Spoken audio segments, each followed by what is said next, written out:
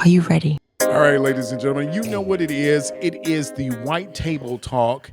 I am G Sizzle. And I'm Mo Sizzle. And we are here getting ready to have a discussion about DEI, the DEI debate. I mean, we've talked about this several times before. But when it comes to the White Table Talk, we get to sit down and really have an open conversation on what it is that we should be talking about. But this is something, Mo, I'm going to let and make sure you take the lead in. Because if you let me start talking, I might say anything. You might say anything, huh? The only good thing I know is diversity, equity, and inclusion. That's what I do know. And I have a lot of skepticism. I have a lot of problems with a lot of things when it comes to DE&I. And why is that? Because it's all foolery. It's Tom and it's foolery. It's Tom and it's foolery because this new mega era has said that DEI is based around Negroes and Negro propositions. It's nothing but ways to make black women do some other things. It never talks about white women. It never talks about those who are impaired. It never talks about sexual preference. Right. It never talks about anything outside of race based on you being black and getting a job that some duly qualified white person should be doing. You know, and I'll agree with you. That's how people have minimized what it is and hidden the true meaning behind what is diversity, equity, and inclusion. And, you know, diversity was something that 20 years ago we used to talk about in the workplace all the time. You had your diversity clubs, your diversity councils, and, you know, at different organizations. Then, you know, you fast forward to 5 or 6 years ago when the George Floyd situation occurred, and then you had DEI efforts kind of resurface, and it had a different appeal and a different look. That also came upon when we were exiting out of sort of the whole affirmative action era. And so people have basically taken that and stated it was replacing affirmative action. And we know that is not true. Well, here's one of the things when we talk about the absurdity of what DEI and this backlash from those who are not versed in what it is. They don't truly understand it. They don't know it. And so they have the tendency to blame or use it on a range of unrelated topics. Exactly. And it's always to point out inefficiencies, especially economic inefficiencies. Things would move faster if it wasn't a DEI hire.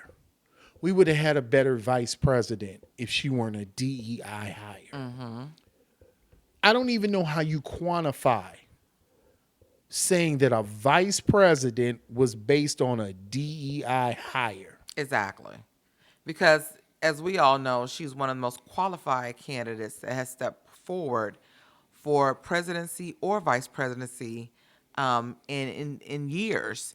And so people want to minimize her efforts and minimize her experience and education and knowledge just because they want to put the stamp of racial identity on top of that.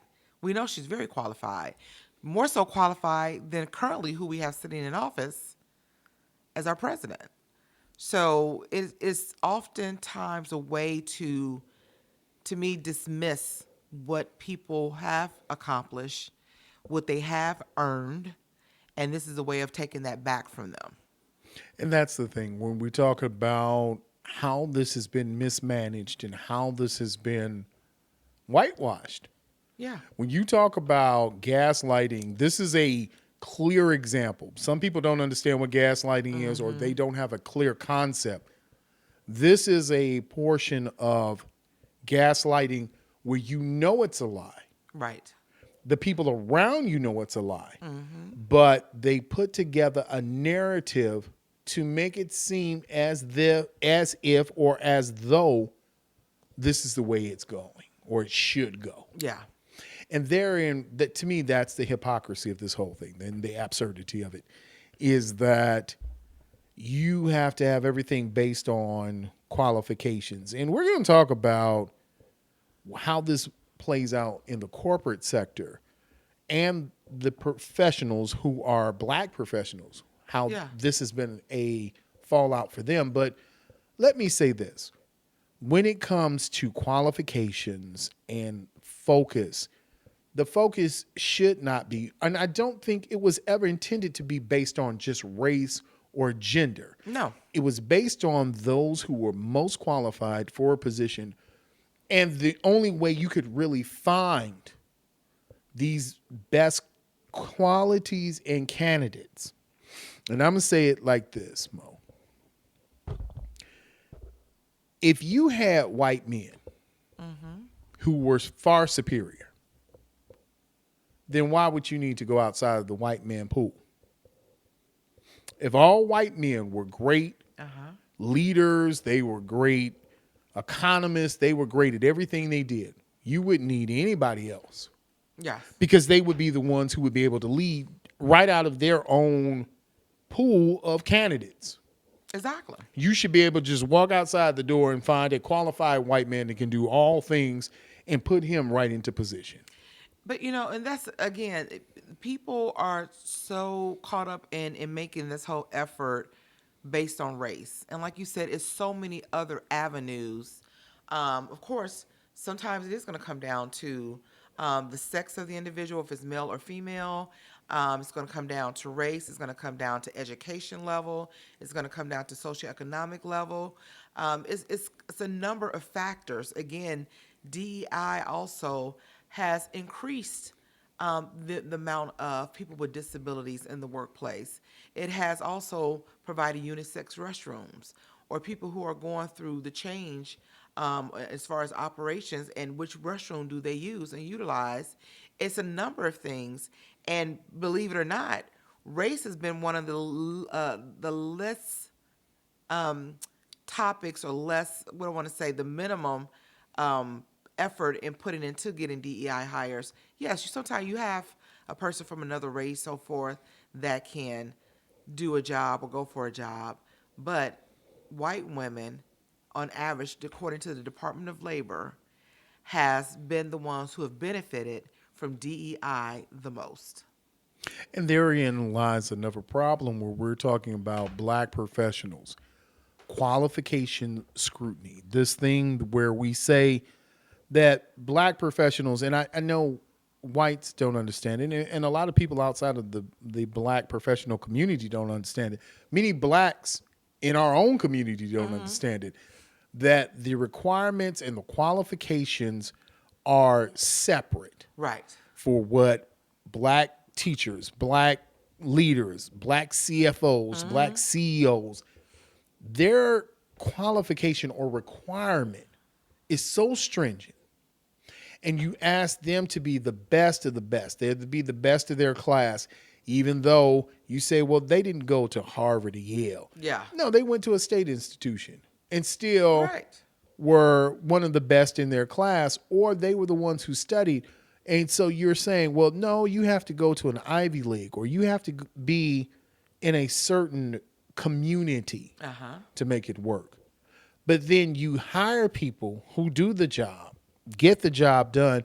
And my thing always has been, how are you going to hire somebody to do the job of somebody who's already doing the job? And you say this person does it better, but you need the person that you just fired, de facto fired, to train the new person coming in. Oh yeah, and that's to me so ridiculous. I mean, because again, this is about providing equitable avenues for everyone to have an opportunity, whether it is for them to go back to school, whether for them to go into a position that they can actually do but may not have the degree, but then you're offering the opportunity with also the additional recommendation of them completing a licensing or certification or a degree within a certain time frame. You're giving them that opportunity. So there are so many different factors to this that has been hidden from what people don't realize. And as we see right now, you can log on just about to any television station or social media platform, and people are talking about losing their benefits because of some of the pullbacks from DEI efforts, positions and jobs and access to services, because the services were not just um, really reaching one group of people. There was multiple nationalities and races that was taking advantage of these things, and now they are all seeing that it just wasn't going to be just about black and white. It's also about socioeconomic status. All right. Let- Let's ask this question. Yes. When it comes to corporate DEI shuffling and companies who have either abandoned or pushed aside their DEI practices, I heard there are three types of companies when it comes to this dilemma. Okay. They're the companies that said, "Hey, we never wanted to do this in the first place. They made us do it, but now that we don't have DEI, we don't have to do it." Then there are the companies who are waiting in the middle, just trying to see who's the winning side on this. And then there are a few companies that said, "No, no, we're going to do this and we're going to forge forward with it. And this is a part of our culture." Yes. And so when it comes to corporate DEI and this shuffling that's going on, what's your take on how this whole thing is being moved legally and politically? You know, I don't like how it's being moved legally or politically. I think that this is one of those situations where you have someone who's coming in making all these changes based on how they view the world and people and other races. And so I think that this immediate action in the first 60 days to me is ridiculous. And the number of people that are losing their jobs because of that really, to me, says a lot about how America as a whole has truly felt about this. I commend any organization, any CEO that stands up and says, we're going to continue to have this fight for equitable, employment for our staff. We're going to make sure that we have equitable services for our clients, and they're not going to back away from it because of what someone else is trying to get the masses to do. I totally respect anyone who's willing to do that. Those who are sitting in the middle, to me, they're just as bad as the ones who have stepped away from it, because they're clearly are not making a stance, or which, if you want to say, choosing a side, because they want to play middle of the road to be careful. When you're a leader, to me, you can always make careful decisions. Sometimes it's going to be about you coming out and saying what you truly believe in and what you truly support and what you're not going to tolerate. One of the things that we talked about earlier, and we're repeating that there have been a lot of legal and political pressures to reduce DEI efforts and align them with the increased legal scrutiny and political opposition that we've seen over the past, not even 60 days, but over a 30-day period Yeah. where you're getting executive orders that are targeting especially DEI policies. Hmm. And now you have the Supreme Court that's making rulings against DEI programming and policies based solely on race and affirmative action. Uh huh. And so as we're moving forward, if we had to forecast, what is the real world dilemma as a business or a corporation? What are we moving towards with this assault by the court, the highest court, and with executive order in reference to DEI and how it is being dismantled? And so, are you asking the question of small businesses, or are you talking about the corporate America? What can you explain a bit more of what you're Well, asking? okay, let's look at small business first. Small business, how does having a DEI or taking away a DEI policy, how does it affect a small business? I think it's really it may not make a difference, because to me, you can have an organization that puts all their DEI language in their employee handbook, on their company website. But if the people who are actually in the management positions and the leadership positions in the organization, if they're not truly living out that policy or procedure, then nothing is happening anyway.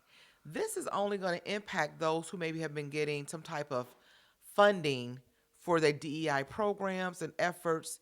Those are the ones who are going to see a change financially coming in to support their programs. But if a company truly believes in diversity, equity, and inclusion, nothing's going to stop it because it's about the culture you're creating, and no amount of money or funding is going to stop that from happening. That's one of the things that we're asking now. So with larger companies, do they even feel the effects? If a smaller company can get by, then with larger companies, let's say for instance Target, Okay. because Target was targeted Yeah. by, it seemed like a whirlwind, and we still didn't talk about companies like Walmart, Yeah. other bigger companies that have abandoned their DEI processes or policies. So with a company like Target, where we're talking about black entrepreneurs, if you then target them, does that then affect the black entrepreneurs who have products or are selling or are sponsored through a company like Target, to if you offset their programming? But it only would target them if that actual organization are the ones who decide this is a person, this is a minority-owned business, a woman-owned business, etc. We're going to pull their sales off the shelf or not highlight their product. An average person, if they didn't know and they found a product they enjoy, they really like, they don't necessarily know who owns that company. They could just have found a bottle of wine they really like, or a hand lotion or something like that that they really enjoy. They don't actually know who the owners are or the creators are behind the scenes. Only the organization knows that unless a person's photo is plastered on their actual product. And those are the things when we talk about product placement, and how does this affect a company then if you're a small business, especially if you're a black owner and you're saying, all right, well, people are boycotting the parent company. And so now they're going to boycott my product. There are so many other avenues. And this is one thing I don't think we talk about enough. Even though, let's say, you have a product through Target, Yeah. they have it on the shelves. Yeah. And for some reason, there's this mass boycott of Target. You can still find it online. Still find it online. People need to really have a strong online presence who have products even in some of these stores. So when situations like this occur, right now in the day and age of social media, of Instagram, Facebook, TikTok, if people have online stores, most people are going to go directly to those stores and purchase the product. And that's what a lot of people need to do, is make sure they have a strong website presence outside of the stores. See, that's one of the questions that I think when we talked about it some time ago about breaking from the old norms and breaking traditions as far as how we go about doing business. Right now, if you have a product that sells on the TikTok store or the Instagram, you see the product, direct sales through Facebook or whatever medium you use, I'm thinking we have enough of a educated buying base that can say, I will go to as a consumer, I'll directly go to that product and buy it from them Right. and not have to worry about if I'm at Target or if I'm at Walmart or I'm at any other corporation. I can go and do my direct sales from them.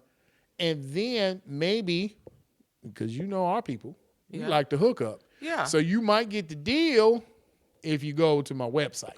Well, we all know too that when people have stores or products in major stores, that they're only getting a percentage of those sales. Part of that percentage is also going back to the store carrying the product. To me, having a website set up, and even people like utilize, I shop on Etsy a lot.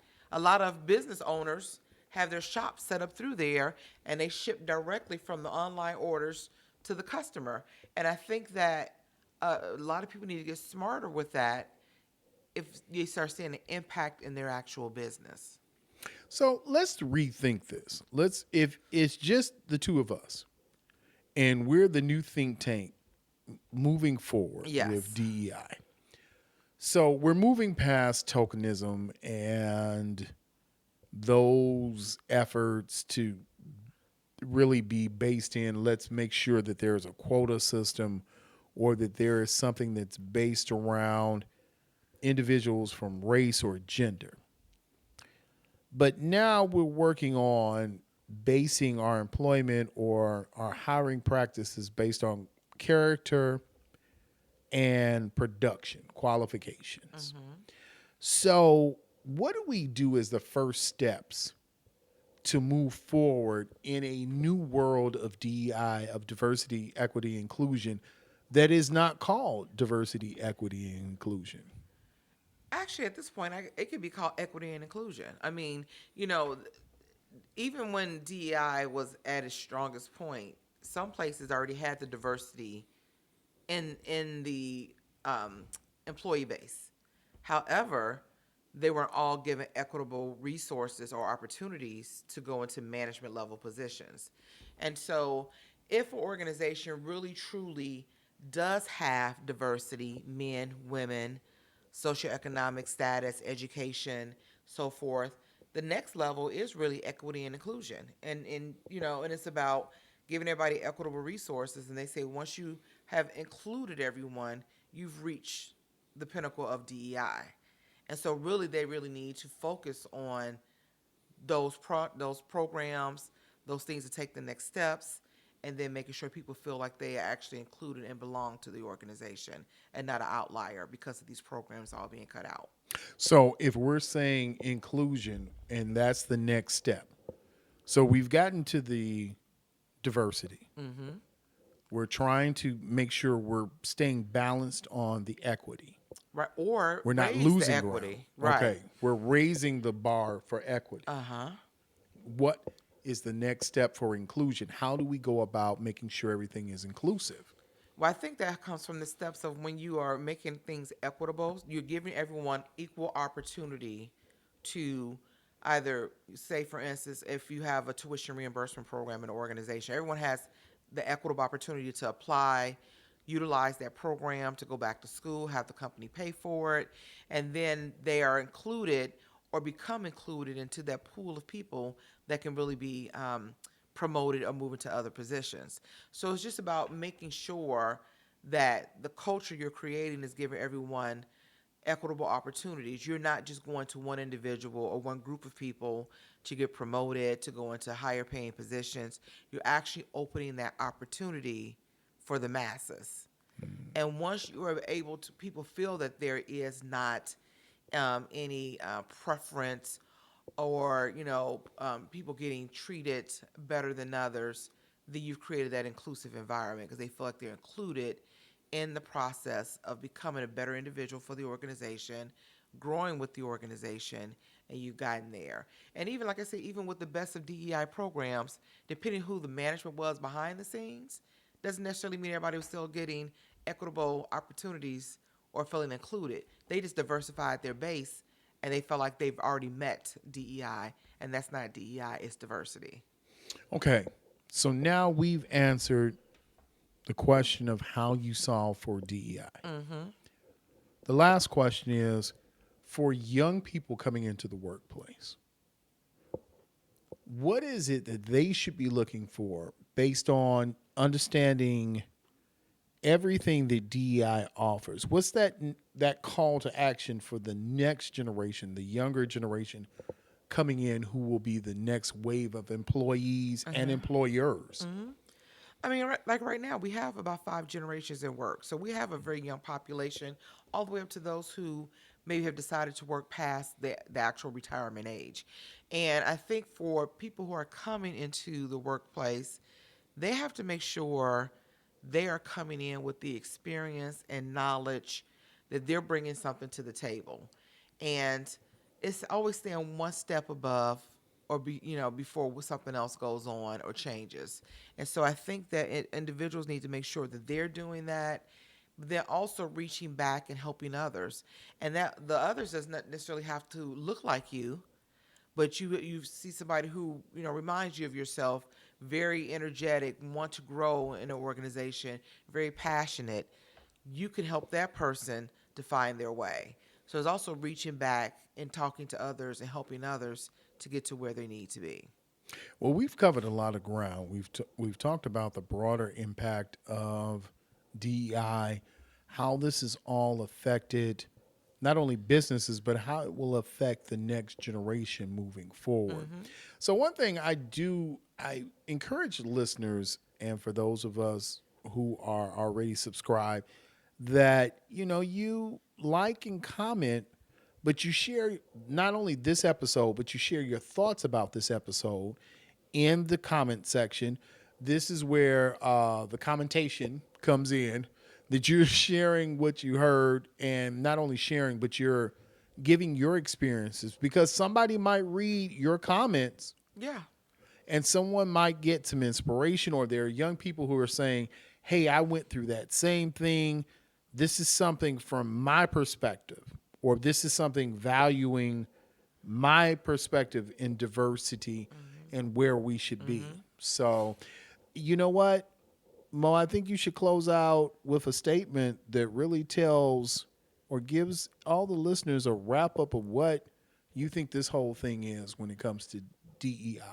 Yeah, I just really want people to not fold on this and feel like they need to take a step back and accept what is happening. I think that it is very important for people to continue to move forward, continue to fight for equitable opportunities for everyone in the organization, have a voice. And there's ways in which to do that professionally without, you know, making a big mess in the workplace, or having people to be upset with you and your bosses, etc.